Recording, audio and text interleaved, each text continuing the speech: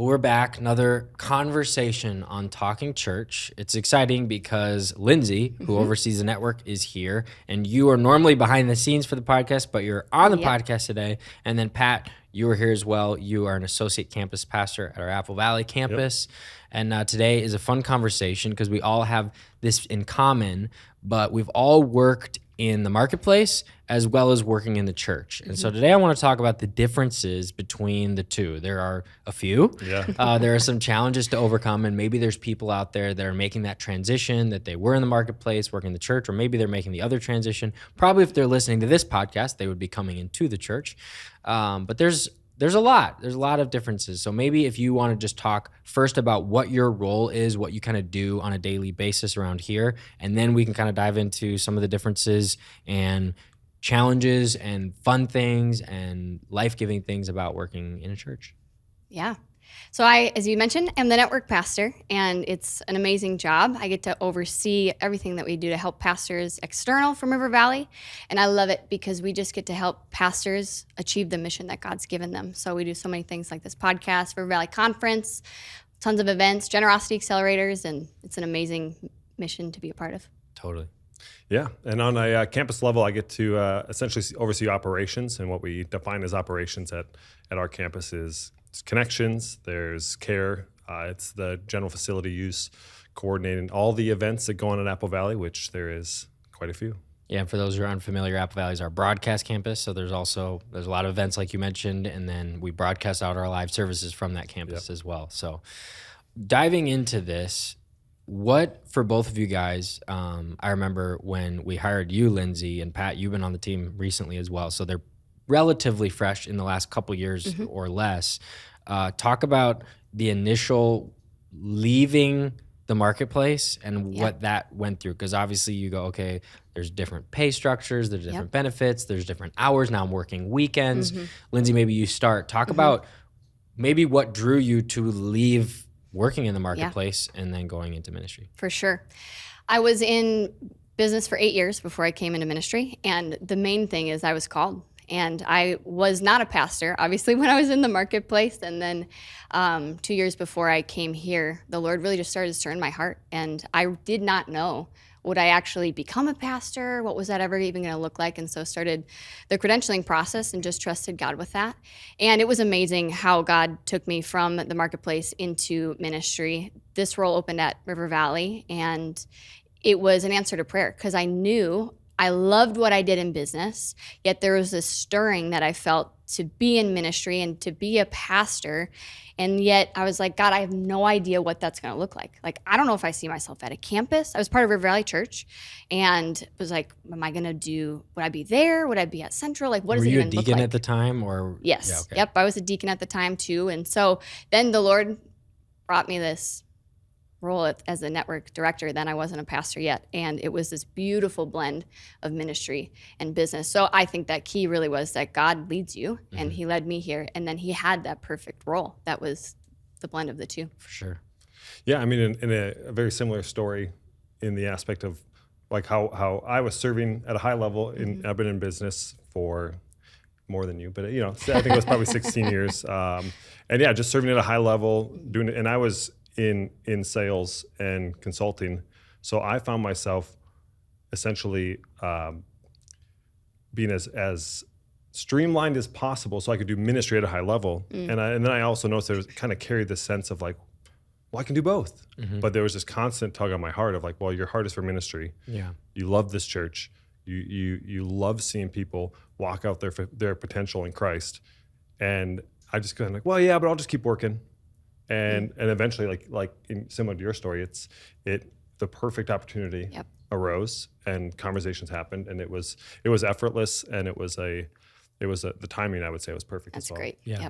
Yeah, and I think that there are maybe people listening where they are in that world where they're doing both, where they're working in business, but maybe they'd say the church I'm part of doesn't have a full-time opportunity, or I still feel like I'm called to do this. There is a way. I mean, both of you guys did this for many years to say, I'm going to serve. Your wife has been on staff for many years, helping serve in youth and in all next-gen areas and really helping out at a campus level.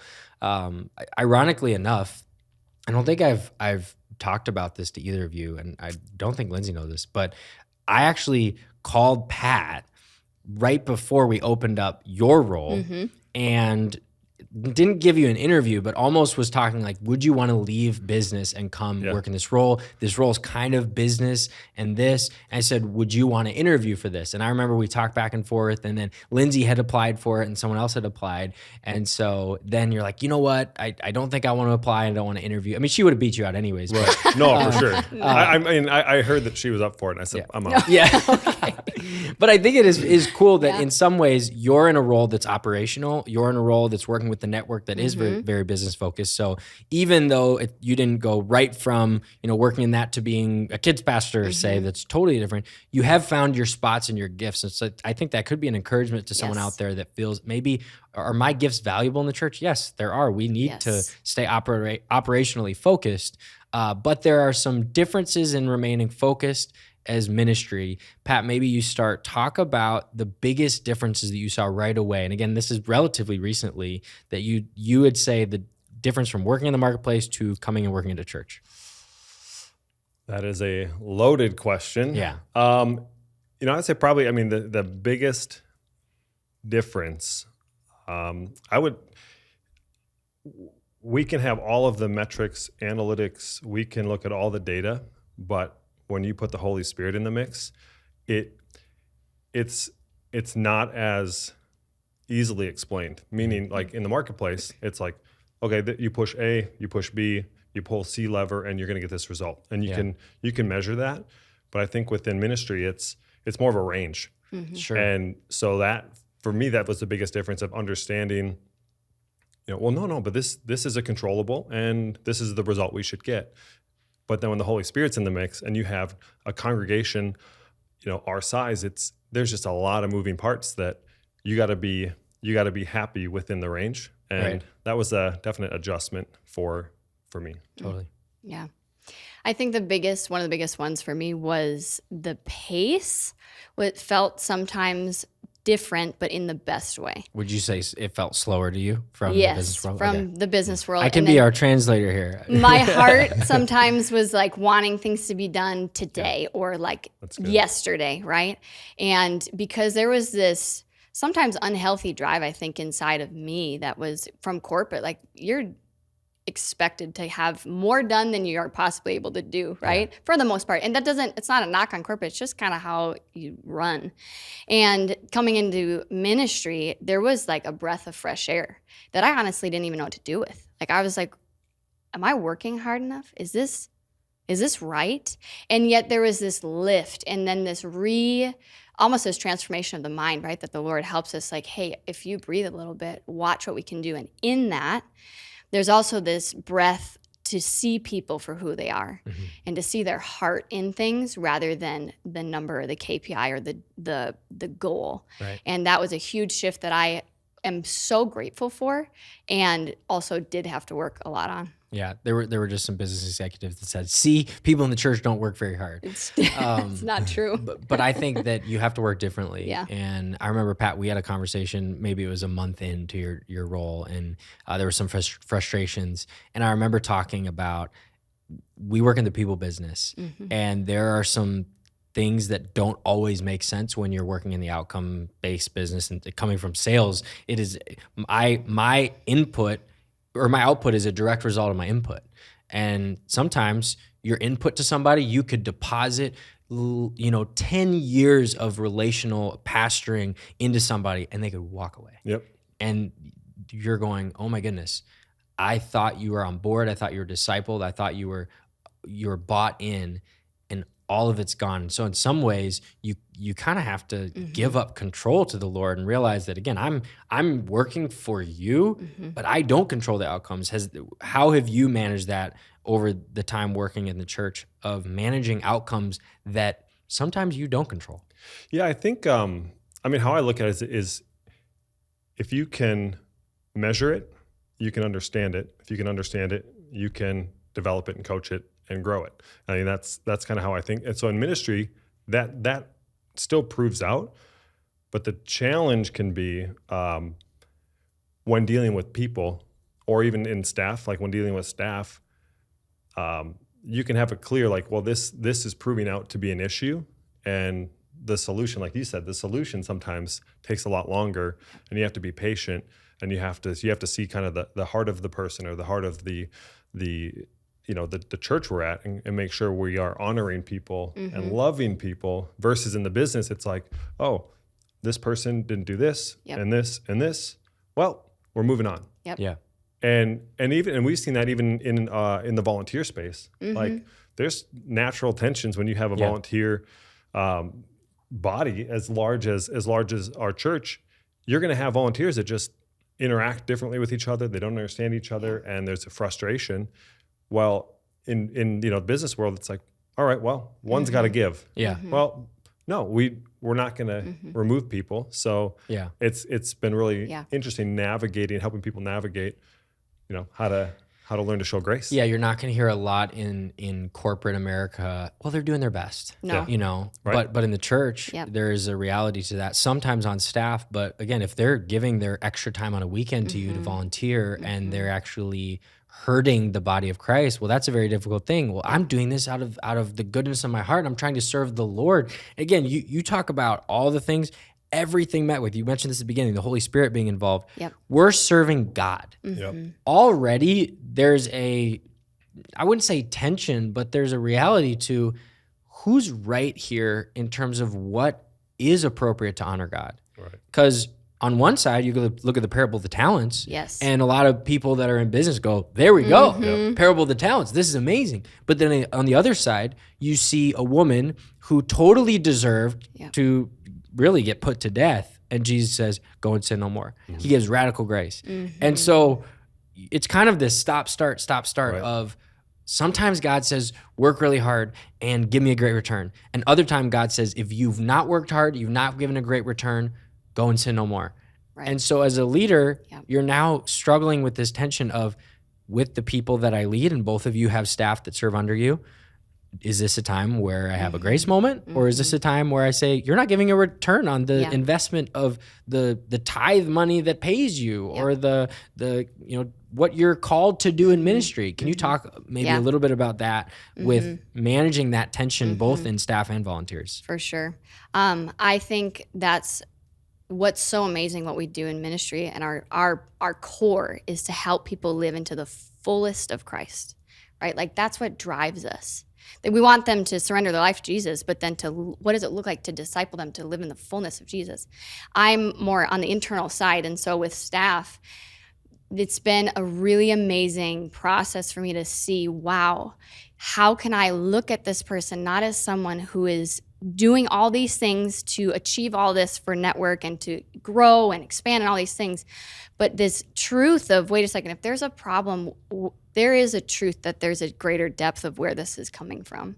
And that compassion that you're allowed the space to actually pastor someone through is unlike anything you've experienced. And what's amazing about that, there was just a time the Lord truly asked me, like, are you pastoring this person, Lindsay, or are you managing them?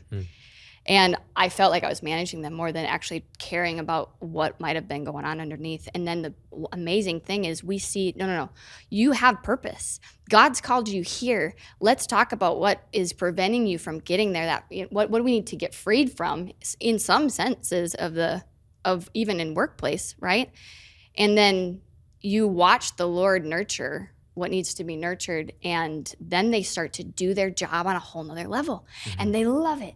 And then they're excited because they actually can do what they're doing, and then we're working better. And so this may not be the last place for them in the church either, right? Their next role, God knows. And so how am I helping pastor them into that next into their call? So and that is something that's just been one of the best parts of coming from ministry, or from the marketplace into ministry, is that truth.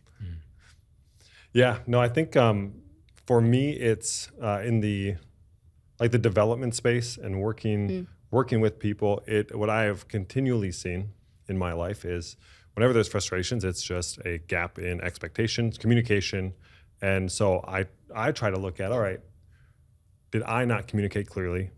Did I not set clear expectations? Because sometimes in just my natural conversations, I'm throwing out ideas, or I'm like, yeah, we should do this, or hey, maybe we can navigate that, while making sure that my team or even volunteers understand, no, this is this is a move we're going to implement, or this is the timeline on it. And so being really clear, because if I'm clear in my communicating my expectations, and then there's not follow through, well, then you're right. Then there's let's have a conversation on like why are we not completing that?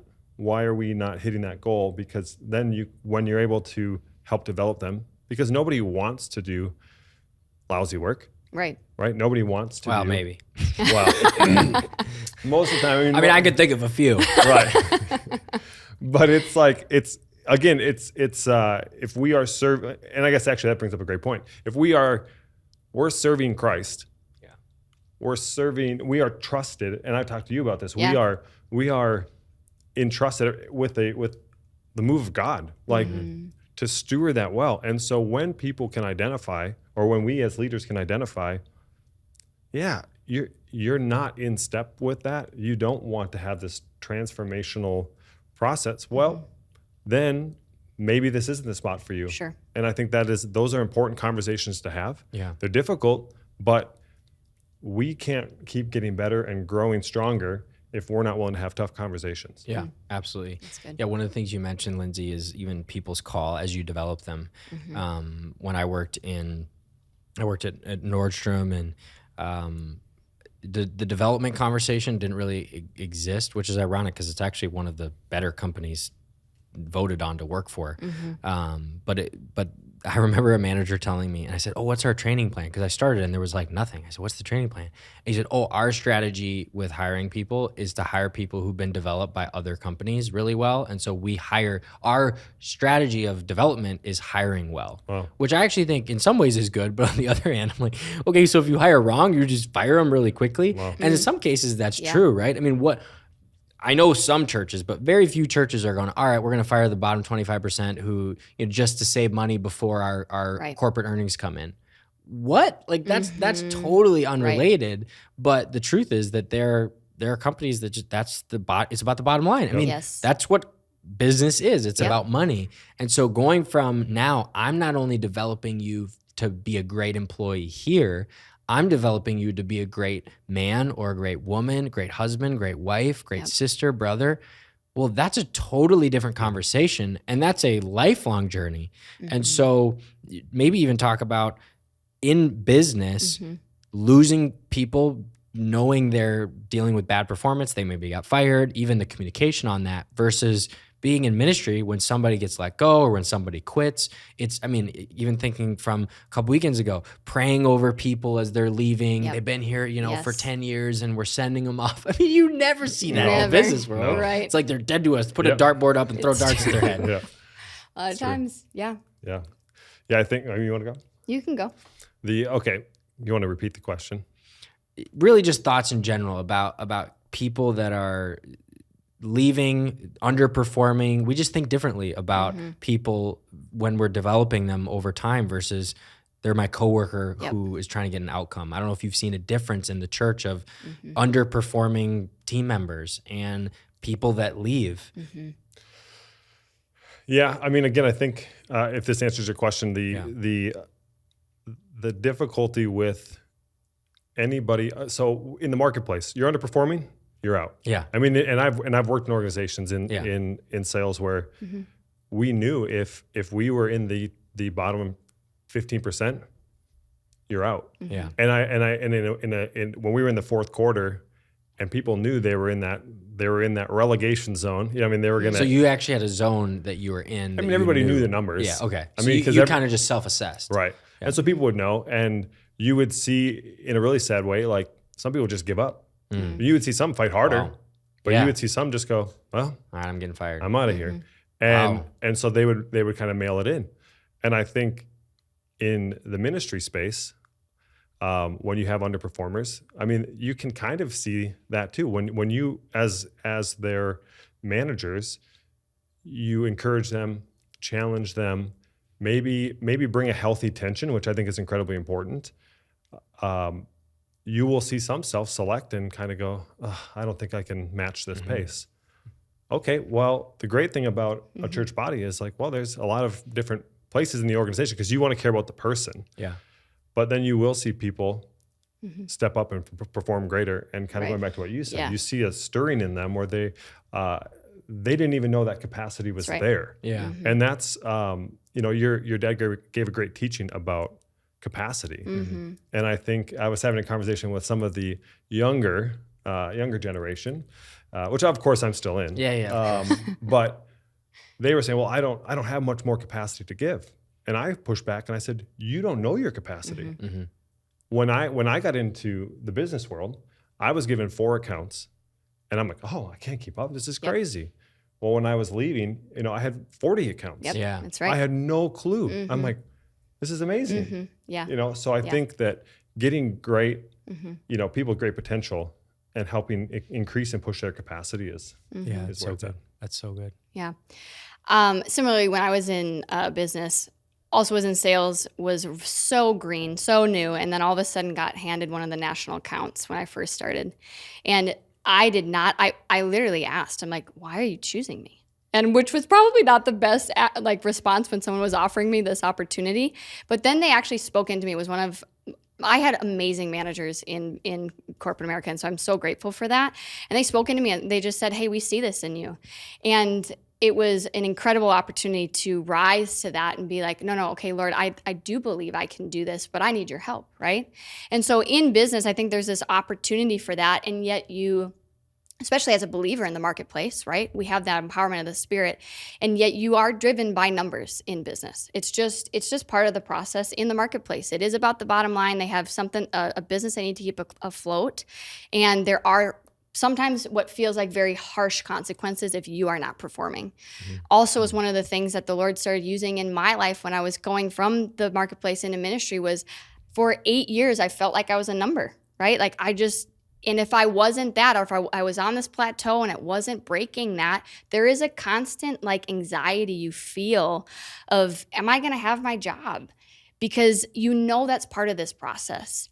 And that's, I think, sometimes just such a bummer, because then your identity becomes this. And so it's something I feel like you really got to guard when you're in the marketplace, no matter what the structure or what your culture is at wherever you work, is like, have I become the number? Am I driven by that? Am I driven by man?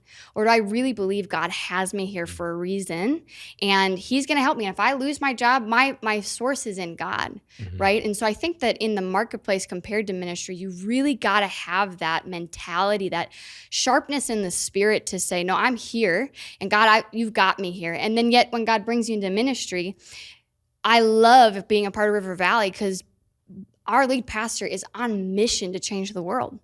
And so from my experience coming from where I was to now, I am on fire here. You're like, this is like the best of both worlds. Yep. This is what I've longed for in business that I just never was fulfilled in, because it was not fulfilling this greater purpose that God had me here, right? And yet, so in this ministry mindset, you have this truth that it's this eternal element. So, and the identity is on mission for Christ. Right. So Yeah, just in that and sense. I think there are people too where, and obviously for 8 years and for more than that, you can find your purpose in spurts and in sprints, and maybe even for some, maybe they're listening to say, I'm in the marketplace, and I've even talked to some pastors that say, I love the work that I do Monday through Yes. Friday so much that I actually don't want to give it up. I don't feel like Yes. I'm supposed to do that. Nope. I'm supposed to continue to be a pastor in my workplace, be a pastor at my church, but I it's a gift that I can have. We've had people on staff that say, could I be a volunteer pastor? Yeah. There's somebody at the campus I attend that still works in corporate America, and he pastors more people than probably anybody on our true. team. But you can do it differently. So I think it's finding that purpose. One thing that Yep. I've noticed too is the way we treat people in general, especially around the time of tragedy.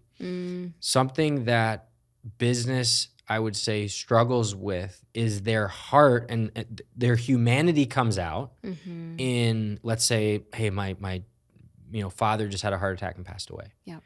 Oh my goodness, take a few days off. But then right afterwards, immediately they realize there's a performance outcome that I'm missing because they're gone. And I remember sometimes I had bosses that whenever there was something, again, my dad had a heart attack, he didn't die obviously, but no, take as much time as you need. But then you know that take as much time as you need really meant take a couple days, and then we need you back on Saturday because Saturday is the busy day. What are some things you've seen and then I guess on the other side, in ministry, we care so much about that. Right. But then you have people where, and I've talked to pastors about this. I was golfing the other day, and the pastor shared, hey, I have a staff member who is dealing with a very personal issue, but they're now really starting to be gone all the time. They're taking a salary. It's so difficult. Now you have the tension on the other side to where you don't want to say they're milking it, but they're not giving a return on what we're giving them. Have you seen some of that tension here even? Yeah. No, I think, and kind of going to that the story you just shared, I think setting clear expectations of saying, hey, we love you, but let's build a realistic timeline of return. Yeah. And I think that's a hard thing. And actually I have a real example recently of what happened. So we had a staff member who lost his grandfather, so a similar thing had happened when I was in business. I had a team under me. They had lost a grandparent, and I went to HR and said, hey, what's do we do? Like, can they get days off? And they're like, this is a grandparent. Like, wow.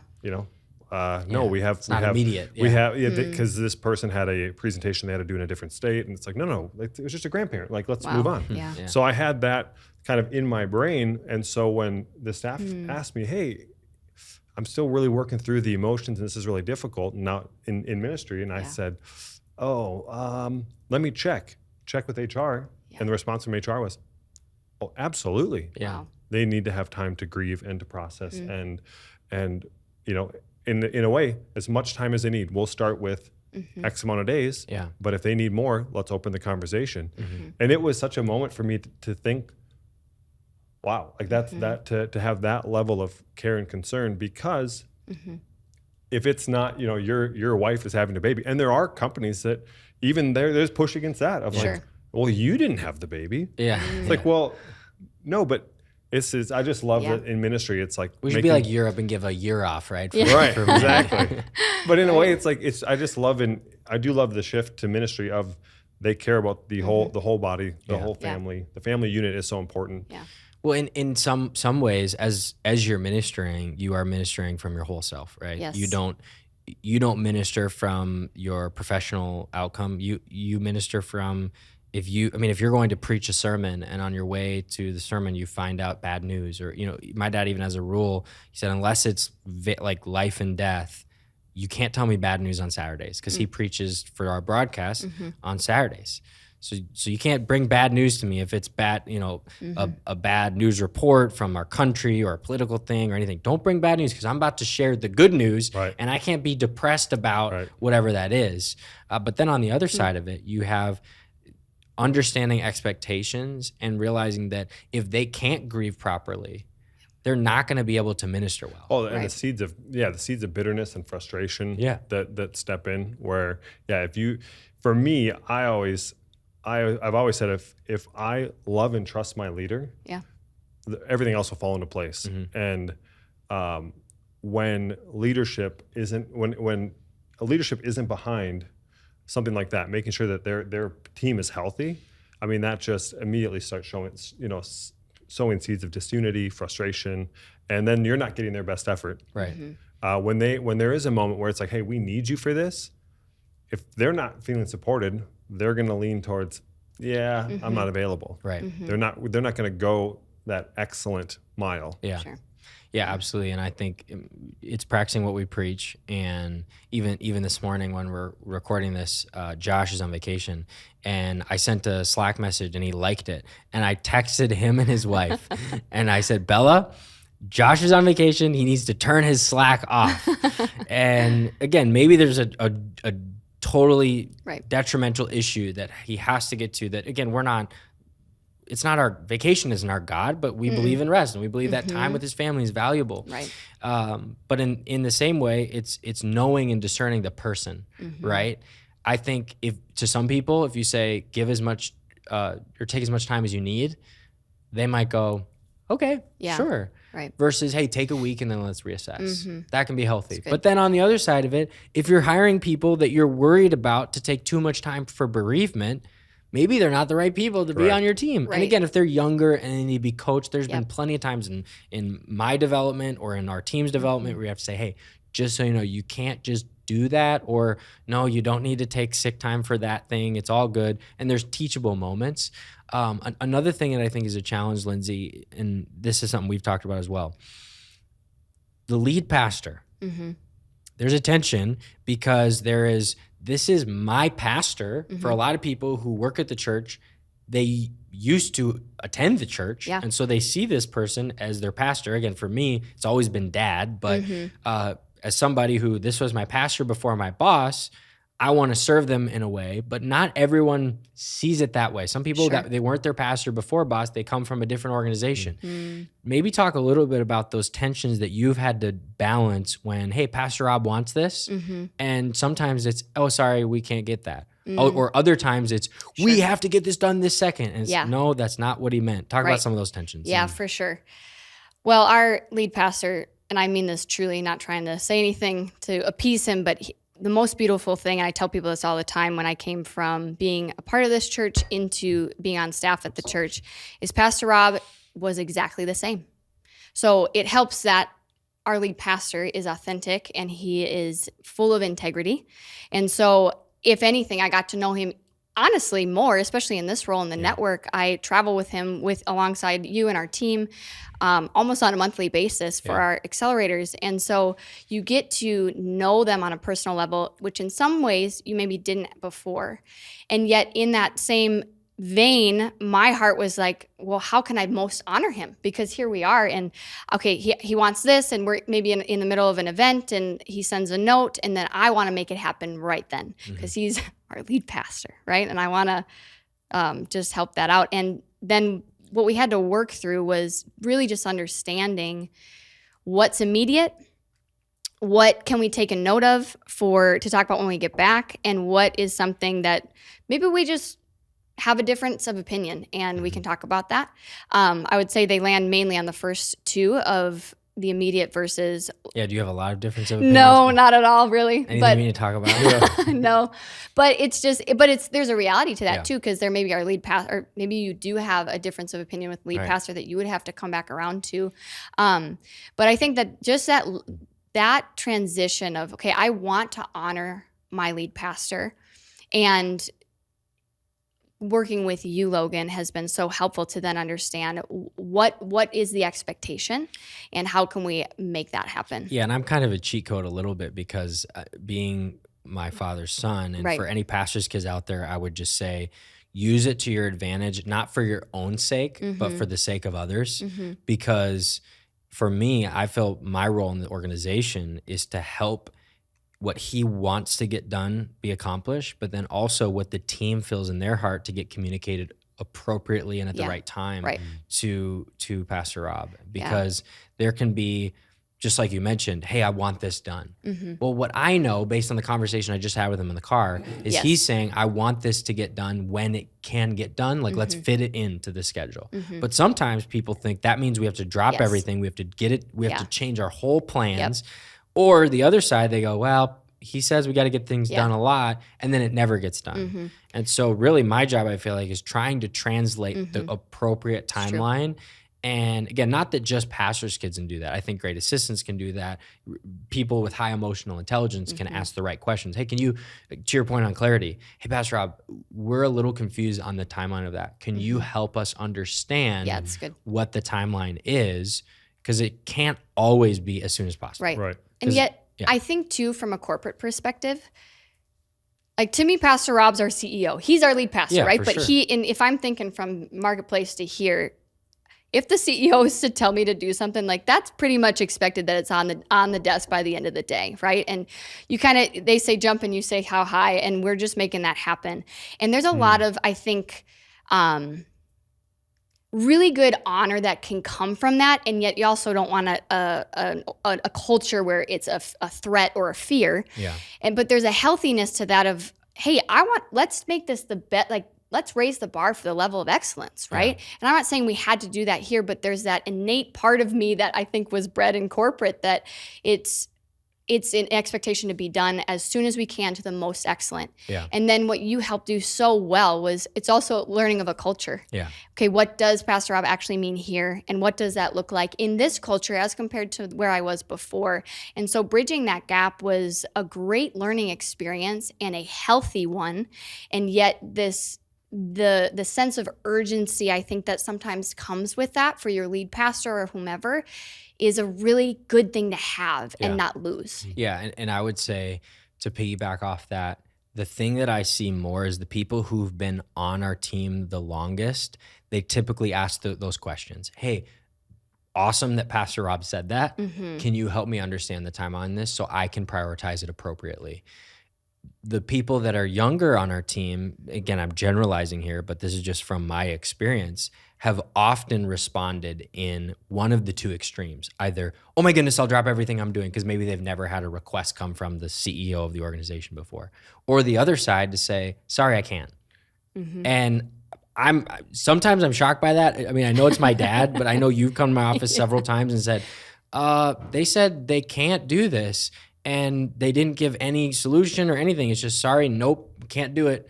And I think there's that tension to manage. But our culture here, I say, would probably lean towards that way in trying to empower people. But everyone handles it differently. Pat, talk a little bit about working with people who are younger, who interns, young staff, who, I mean, if we're being honest, Gen Z and younger, they don't have the same respect for authority that maybe Gen X did. Millennials kind of, but some Gen Z are like, no, I ain't doing that. It's not in my job description. Or like, I don't get paid. No way. Wait, we get paid for this? It's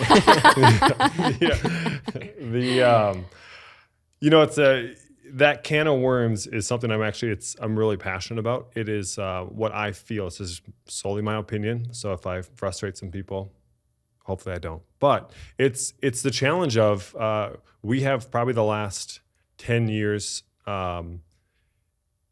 culturally in the marketplace and in ministry. It's pointing, you're a leader, you're a leader, you're a leader, you're a leader. No, you're a leader. And we didn't. Especially to impressionable, the people that are now in their 20s, they were 10 years ago, they were 12, and they're at that impressionable age of like, I'm a leader, or they're 16, I'm a leader. No one, it's difficult I don't think a lot of people explain to them, you have potential to be a great leader. Sure.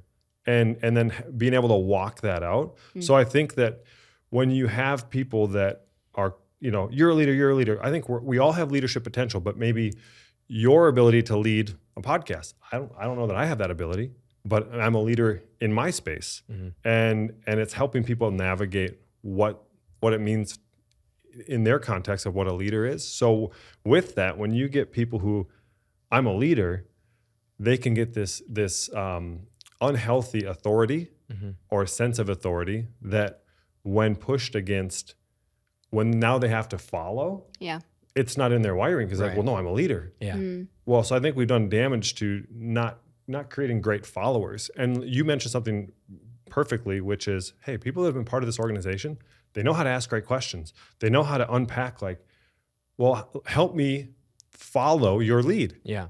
And I think we've lost that secret sauce there of the teaching the younger generation. And I'm sure there are great followers in the younger generation, but teaching them, hey, this isn't a shot at your ability to make decisions. This isn't a shot at your ability to lead, but this is a moment where you need to emotionally and realize, oh, this is where I need to follow. Right. And so I think that's for me has been a big tension. Yeah, and truthfully, it depends on who you want to blame, so to speak, for that.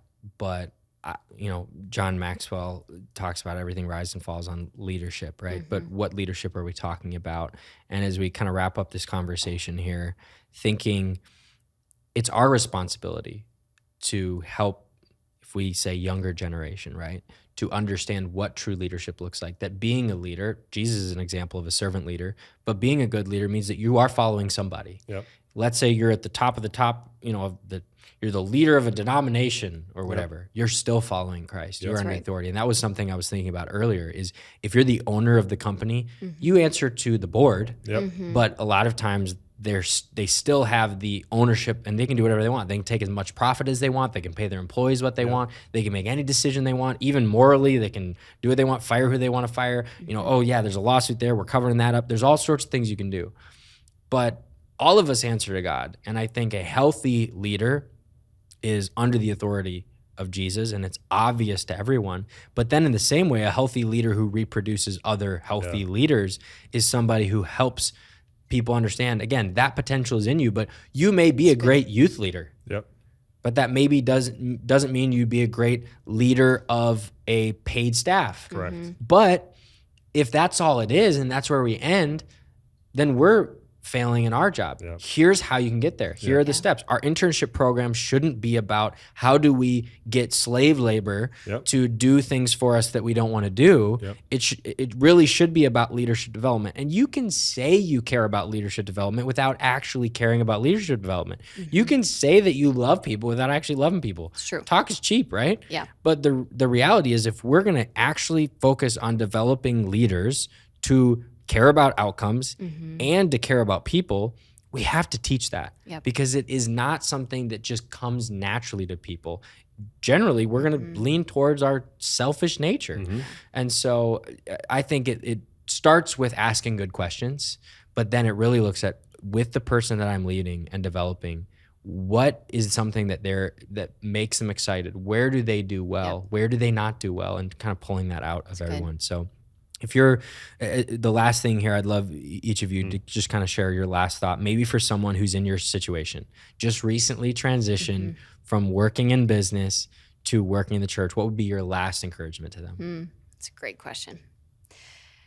I think my biggest question for them or encouragement would be, ask the Lord, why did you bring me here? You gave me so much experience. Like everything that God did in and through me in business, everything I'm using here, it blows me away. The amount of times that I'm like, oh my gosh, I learned this when I was just out of college and this and that and things that I never would have dreamed I'd be using in ministry. And yet God knew.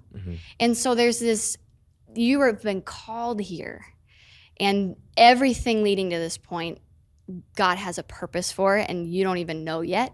And so asking, Lord, why did you bring me here? What do you want me to see? How do you want me to lead? And how do I need to grow to really thrive in this call is probably the best place I would think to start. Yeah, I think kind of piggybacking off what you said, if in the marketplace you can lean in with like, this is my resume, these are my results, I have authority. And in ministry, I've learned like, it's utilizing your skill set that you gained in the marketplace, because I've realized coming in, and I guess the encouragement would be, you're gonna, the first 6 months was a lot of reassessing my expectations in ministry, loving it, but understanding things just flow differently. People, you can have all of the best, like in the marketplace, my job was always analyze, forecast. It was look for patterns, look for tendencies, and that's my skill set. But bringing that into ministry, when I'm new to ministry, they're like, well, let's get to know you first. And I'm like, but I have the skill set, and it's like, you want to produce outcomes right away versus, Right, where it's like, I've seen this for 16 years in the marketplace and it translates to ministry. Here's what I'm forecasting. They're like, well, let's flush it out. And I think the encouragement would be just give yourself grace and have all the patience, but it is so worth it. Amazing. Well, it's been an awesome conversation. I'm sure that this has helped a lot of people who are making that jump, and maybe even those who are been in ministry their whole life or been in business their whole life, to help someone else that is maybe making that transition, or even just understand a little bit more about people. I always love that we get to do this. So thanks so much for talking, church. Until next time.